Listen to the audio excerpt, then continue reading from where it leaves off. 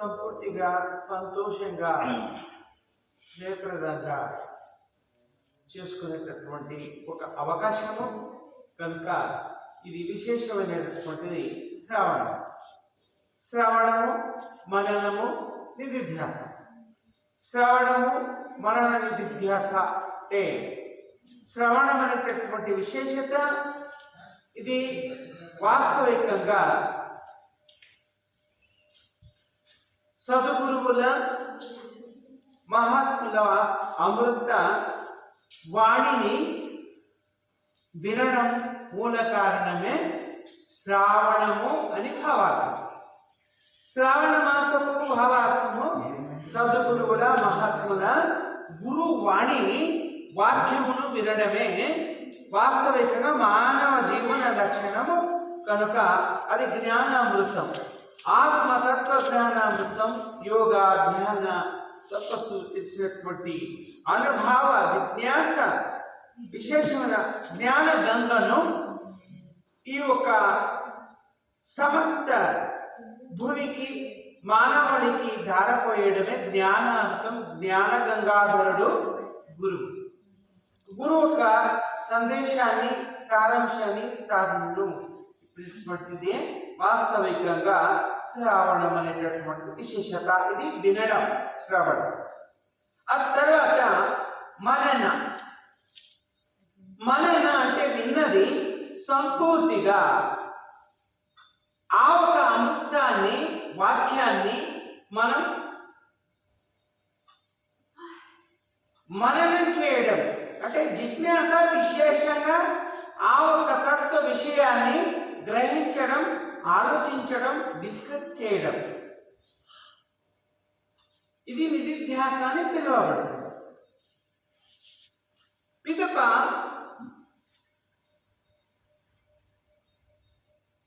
మనన, నిధిధ్యాస. శ్రవణ మనన నిధిధ్యాస. మననంతో మనసుతో వాస్తవికంగా దాన్ని మనసుతో జిజ్ఞాసించి అది నిధిధ్యాస. శ్రవణ మనన నిధిధ్యాస. నిధిధ్యాస అనగా వాస్తవికంగా విచారించి దాన్ని ఆచరించడము కావాలి. వినడము, మననం చేయడము, సత్సంగం, పిదప నిర్ధారం అంటే డిస్కస్ అయిన తర్వాత సంపూర్తిగా రిజల్ట్ వచ్చిన తర్వాత డిస్కస్ అయినాక నిర్ధారించినాక అదే వాడకం చేయడానికి దీనికి శ్రవణ మనన నిధిధ్యాస అని పిలువబడుతుంది. శ్రవణ మాసపు ఒక భావార్థం ఇది. కనుక విశేషమైనటువంటి తత్వ విషయాల జిజ్ఞాసం అనుభవం అనేటటువంటిది. ఇలాగనే విశేషంగా ఒకానొక సందర్భంలో 12వ శతాబ్దంలో గురు బసవಣ್ణ గారి యొక్క సముఖంలో చాలా విశేషం గల ఒక శరణుడు, తాత్కాలికంగా ఒక శరణుడు, వాస్తవికంగా చాలా చాలా చాలా ఆత్మీయుడు. ఎవరికి? గురు బసవಣ್ణ గారి. కనుక ఆయన వాస్తవికంగా తమ వచ్చిపోయే ఒక శరణులకు తిలకాన్ని ధరింపజేసేటటువంటి కాయకం ఉండే. తిలకం అంటే విభూతి ధారణ చేసేటటువంటి కర్తవ్యం కాయకము ఉండే. కనుక ఆయన వచ్చిపోయే వరకు విభూతి ధారణ చేసిన వాళ్ళకు లోపలికి బసవಣ್ణ గారి వద్దకు ప్రవేశం పంపేటటువంటి నిర్ధారమే ఆయన ఒక కాయకం. కనుక ముఖ్యమైన మూల ద్వారం దగ్గరనే ఆయనది ఒక నిలబడి అందరికీ ఆహ్వానించి శరణుల రాకయే మా ప్రాణ జీవనమయ్యా అని శరణు శరణార్థి అనే భావన భక్తి భావంతో శరణం అనే భంగిమతో ఆయన ఆహ్వానించేటటువంటి కార్యక్రమం అది హడపద అప్పಣ್ణ శరణుడు. ఏ శరణుడు? హడపద అప్పಣ್ణ. ఆయన కాయకమేమి? శరణులకంతా ఆహ్వానించి విభూతి తిలకధారణ చేసి పంపడం. వాస్తవికంగా కాయకమే కైలాసం అనేటటువంటి ఇంకొక కాయకం. ఏం కాయకం అంటే పరిశుభ్రమైనటువంటి ఎలాంటి ఒక దుర్బల్యమైనటువంటి మనిషికున్న అది సజనాత్మకంగా చాలా సుందరంగా తయారు చేసినటువంటిది కాయకము చౌరికా కాయకం. చౌరికా కాయకం అంటే అందరికీ కూడా చౌరిక కాయకం అంటే మొత్తంగా తలగాలి అంతా కూడా క్లీన్ చేసేటటువంటి కాయకం. ఆయన పేరు హడపద అప్పన్న అని పేరు. వాళ్ళ ధర్మపత్ని పేరు లింగమ్మ అని. విశేషంగా అలాంటి వాళ్లకు కూడా ఆహ్వానించి తమ దగ్గర ఎల్లప్పుడూ కూడా తన వెంటనే ఉండేటటువంటి యొక్క పరమ సద్భక్తుడు ఎవరన్నా ఉంటేనా హడపద అప్పన్న.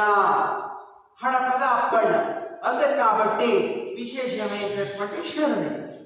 అంతే కనుక వాళ్ళ వచనాలు కూడా చాలా విశేషమైన వచనాలు అన్నమాట. కనుక కాయకం చేస్తూ కానీ అథవా వచనాలు రాస్తూ పూజ చేసుకుంటూ ఇష్టో అథవా ఆయన ఎక్కడెక్కడ పోతే కూడా ఆయన కాయకం చేస్తూ కూడా అక్కడ కూడా ధర్మ బోధన చేసేటటువంటిది కాయకం. ఆయన పేరు హడపద అప్పన్న శరణై లింగమాధవ.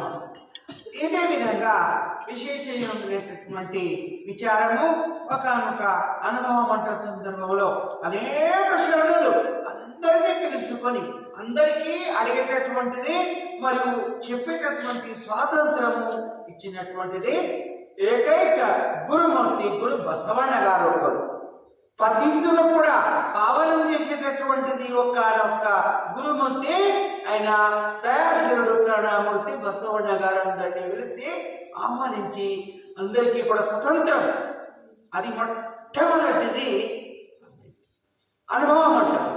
కనుక విశేషమైనటువంటి నిదర్శన మరియు తన ఆత్మతత్వ విషయము తన ఆత్మతత్వ బోధ విశేషమైనటువంటి ఆత్మ ఉద్ధారము ఎవరి చేతిలో ఉన్నది అంటే ఎవరెవరి ఆత్మ ఉద్ధారము వాళ్ళ చేతులనే ఉన్నది. ఎవరెవరి శరీరంకు బట్టలు కుట్టుకోవాలి, బట్టలు కుట్టుకోవాలి అంటే వాళ్ళకి కొంత ఇచ్చేసుకున్నాను. వాళ్ళే కొలత తీసుకొని వాళ్ళకి వచ్చినటువంటినే కొలత తీసుకొని బట్టలు కుట్టుకోవాలి. అట్లా వాళ్ళకి వస్తుంది. ఇంకొకరికి ఎట్లా రాదో అదే విధంగా తనకు వచ్చేటటువంటి బట్ట కొలత తాను తీసుకోవాలి. తన కడపకు భోజనం తానే తినాలి. తన ఆత్మ ఉద్ధారము తానే చేసుకునేటటువంటి తన చేతిలో ఉన్నదన్నమాట. కనుక ఈ విధంగా మీ అదృష్టం మీ భాగ్యం మీ చేతిలో ఉన్నది. వృధా చేసుకోకుండా మీరు ధన్యులు కండనే అవకాశం ఆ ఒక్క మూమెంట్లో ఆ ఒక 8 సంవత్సరాల క్రితమే అలాంటి ఒక మూఢాచార భ్రాంతిలో ఒక సందర్భంలోనే ఆయన అందరికీ కూడా విచారశీలి బసవಣ್ణ గారి గురించి ఇలాంటి మాట ఏమన్నారంటే ఒక విషయం వస్తుంది. ఈ జగత్తులో యావదన ఒక వస్తువు ఉంటే పెద్ద వస్తువు యావదన ఉంటే ఏంటి అది అంటే ఇనుము. ఈ జగత్తులో యావదన ఒక పెద్ద వస్తువు ఉంటే అది ఏమి అంటే ఇనుము.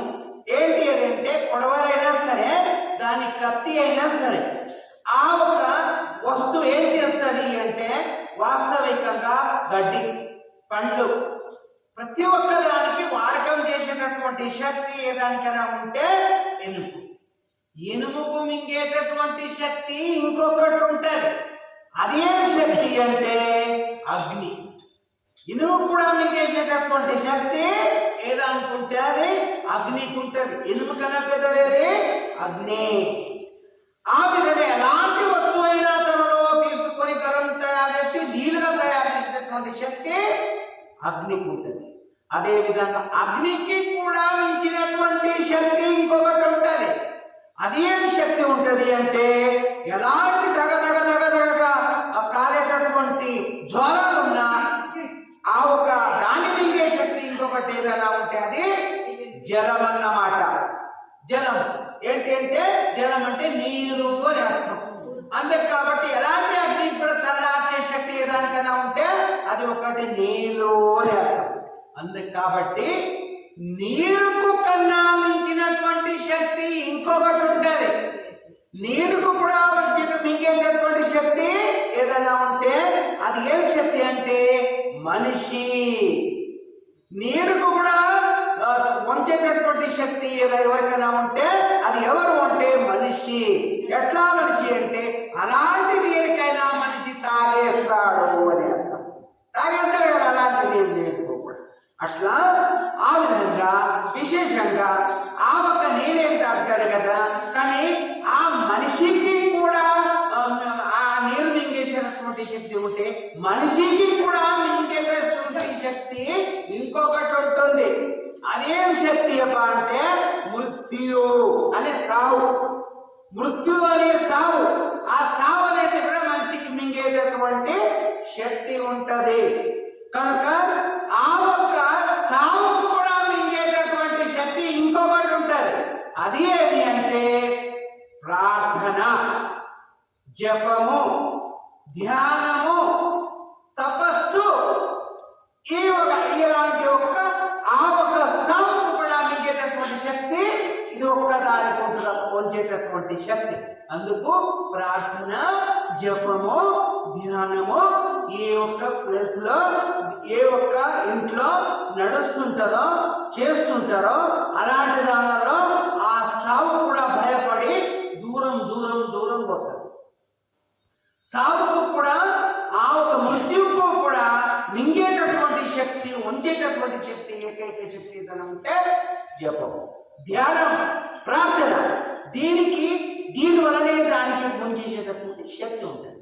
అంతే కాబట్టి ఎక్కడ జపం, ఎక్కడ ప్రార్థన, ఎక్కడ నామస్మరణ నడుస్తుంటుంది ఆ ప్రాంతంలో ఏం ఉత్పన్నమవుతుందంటే భగవంతుని వైబ్రేషన్ శక్తి తయారు. వైబ్రేషన్ ఎట్లా అంటే సూర్యుని ప్రకాశాలు ఎక్కడెక్కడ ఆయా చేతుల మీద, ఆయా ఊర మీద, ఆయా రజ్జాల మీద పడుతుంటాయో అక్కడక్కడ ఆ ఒక్క నీరు శక్తి కానీ నీరు శక్తి కానీ అది నీరు పట్టినది కానీ దానికి చాలా క్లీన్గా తయారయ్యేటటువంటి శక్తిశాలిగా తయారు చేసేటటువంటి శక్తి యొక్క సూర్యుని కిరణంలో ఉంటాయి కదా, అట్లా ప్రార్థనలో మరియు ధ్యానంలో కూడా అంత విశేషమైన శక్తి ఉంటుందన్నమాట.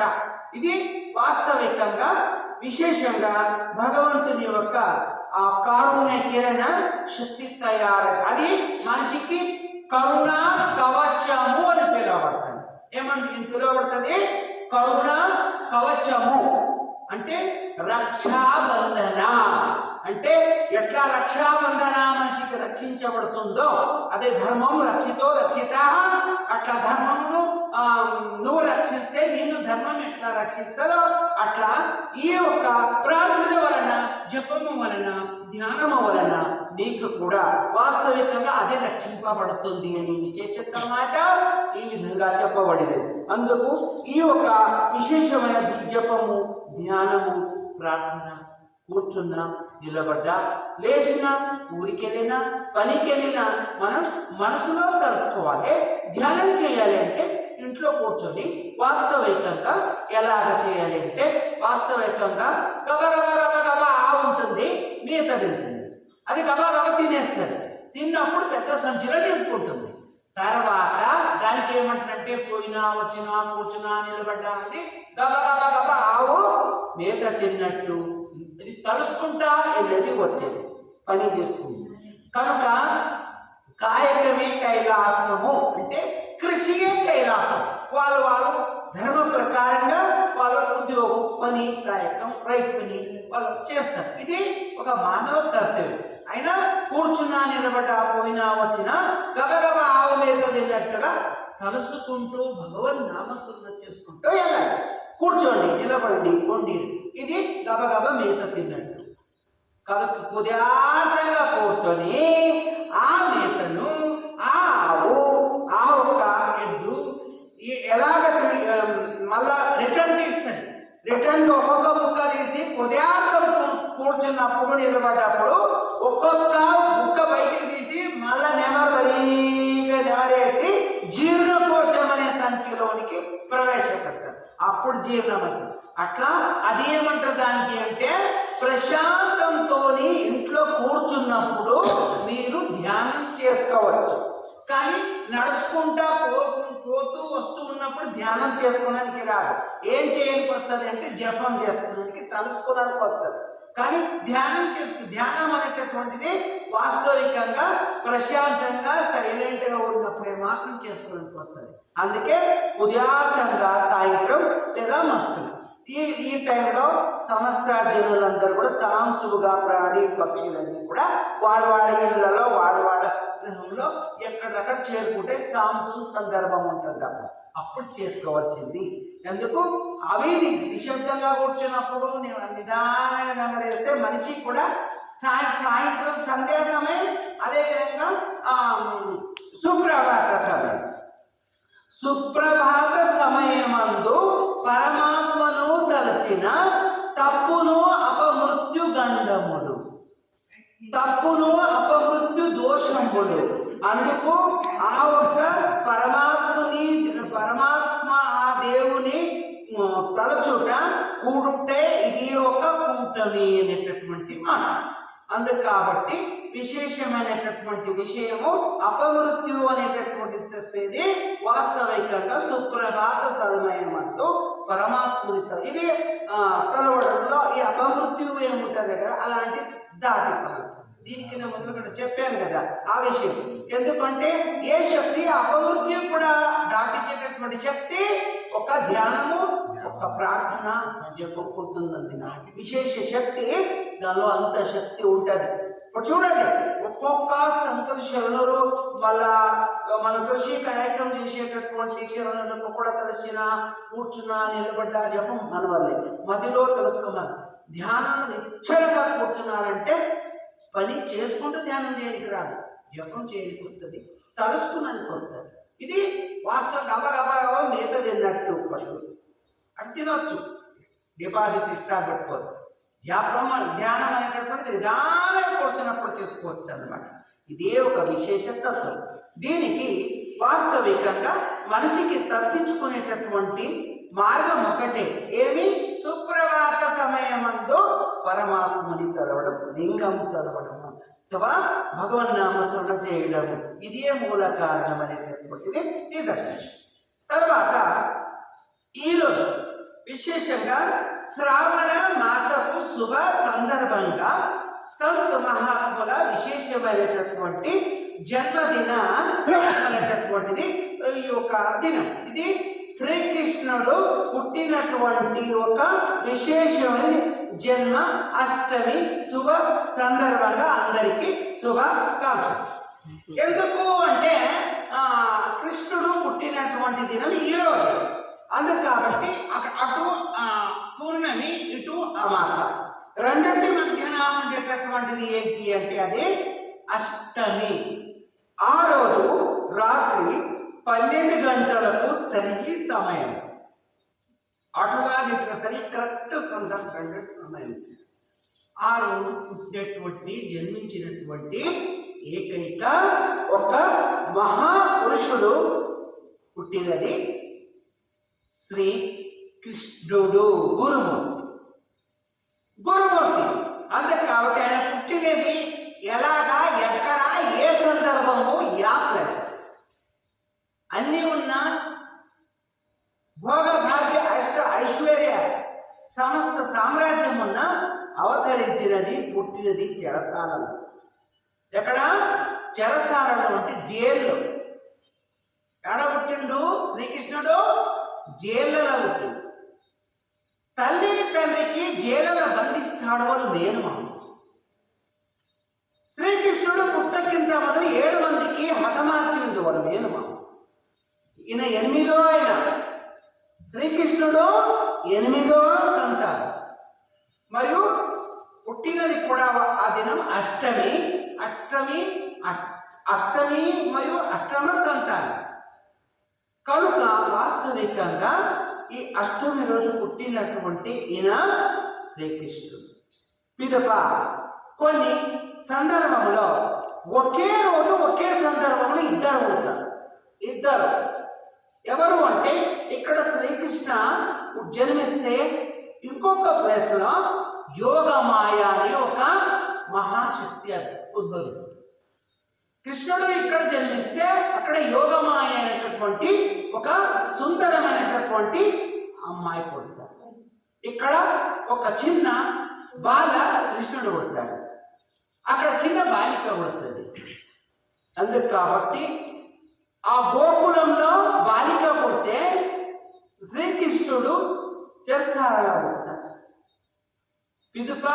కొన్ని అనేక ఘటనలు జరుగుతాయి.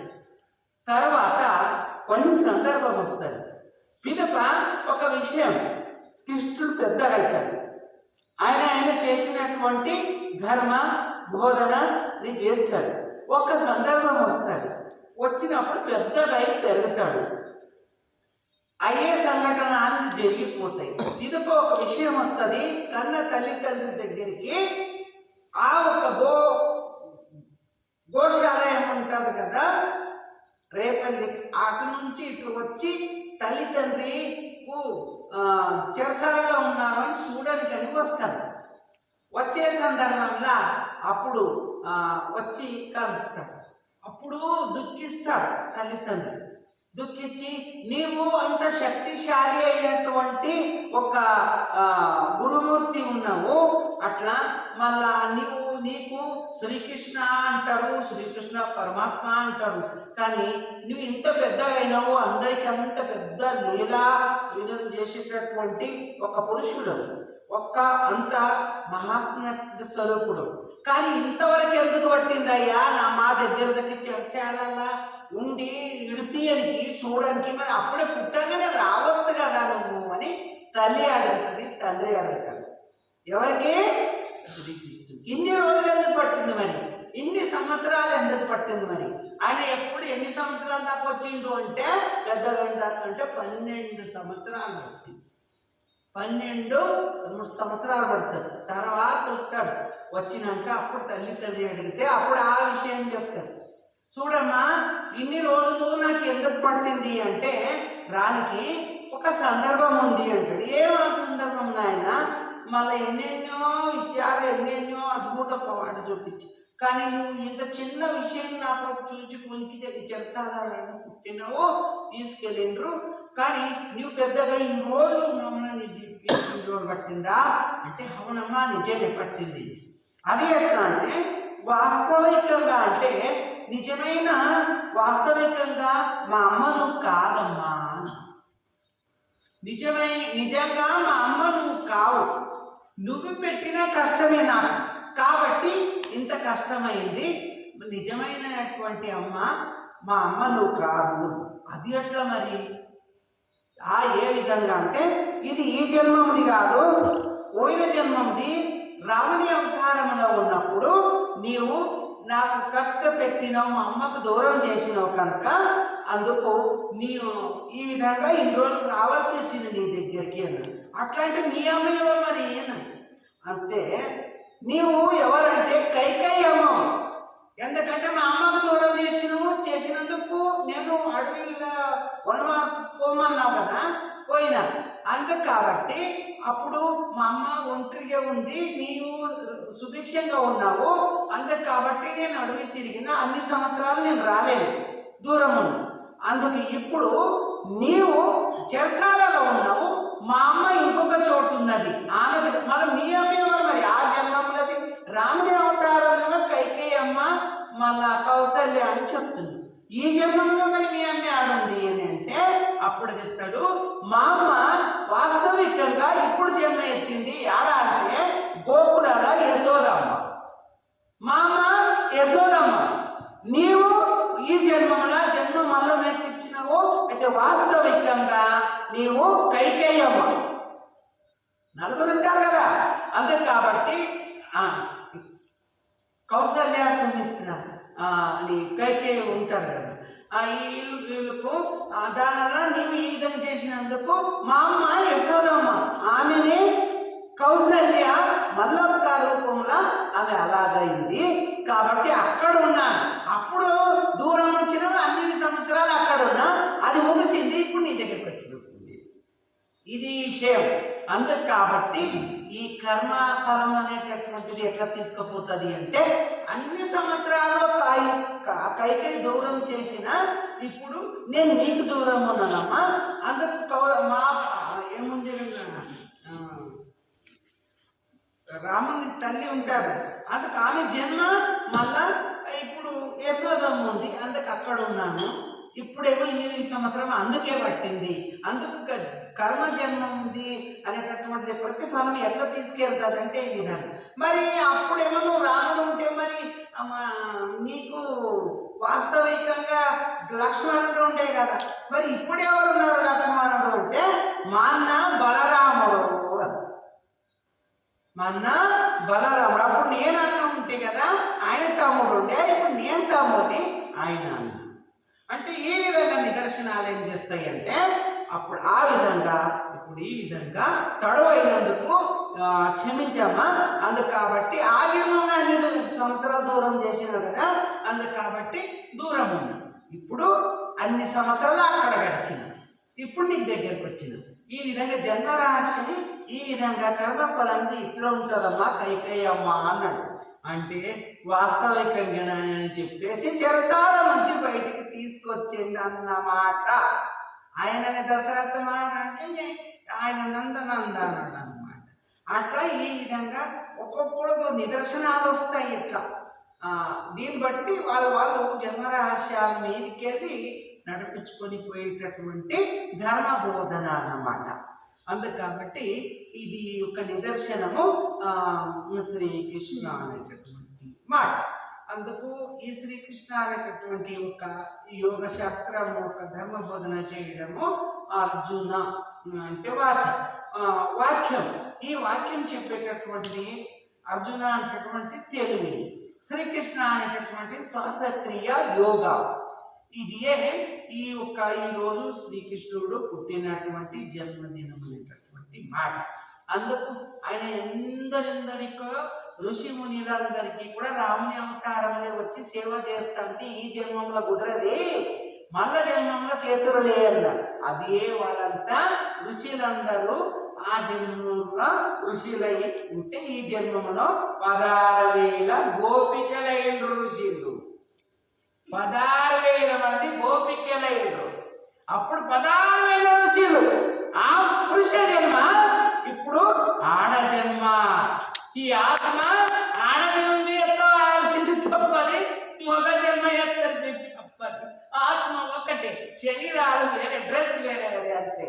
అందుకు కాబట్టి విచారించాలి, తెలుసుకుంటే అప్పుడు ఈ జన్మమున కూడా 16,000 మంది గోపికలు ఉన్నా వాళ్ళకు ఎవరెవరు గోపికలకు భర్త వాళ్ళు ఉన్నారు.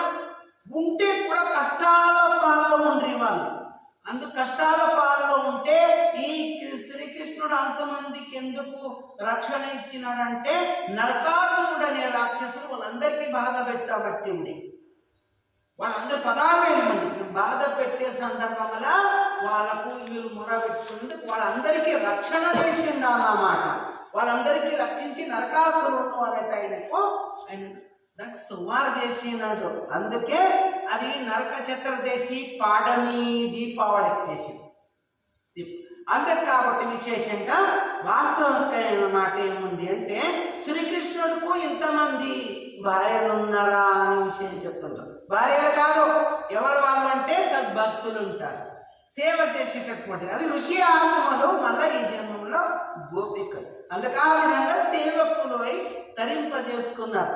ఇంకొకటి మాట చెప్తున్నాను ఏమని అంటే 16,000 గోపికల దగ్గర ఆడ చూస్తే కూడా ఒక్కడే ఉంటాడంటే అటే ఉండడానికి వస్తుంది. ఒకడంటే అందరి దగ్గర కోరుకుంటావు. మరి 16,000 మంది దగ్గర ఒకే సమయం అన్నింట్లలో ఎట్లా ఉండడానికి వస్తుంది? అది యోగరాజ్యం. సామాన్య మానవులకు అర్థం కాదు, సామాన్య మానవులకు అర్థం కాదు.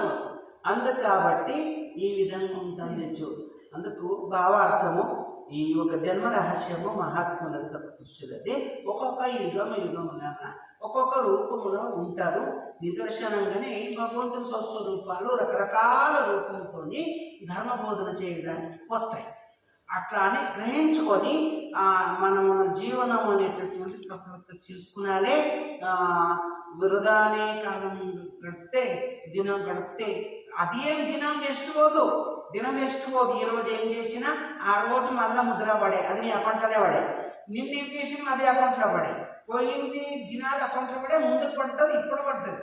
అందుకు రోజు అకౌంట్లో పడుతున్నది. నువ్వు ఏం చేస్తావు, అది ఎంత పుణ్యం చేస్తే ఎంత పాపం చేస్తే. అందుకు కాబట్టి జన్మం అనేటటువంటిది సంపూర్తిగా తన ఒక మనస్సుకు శరీరంకు ఆత్మకు సంబంధించినటువంటి తత్వజ్ఞానమును గోలి అమృతమును గోలి జన్మమును సఫలత చేసుకునేటటువంటి సువర్ణ అవకాశం అనేటటువంటిది దొరికినదని జన్మ పావనం చేసుకున్నారని చెప్తూ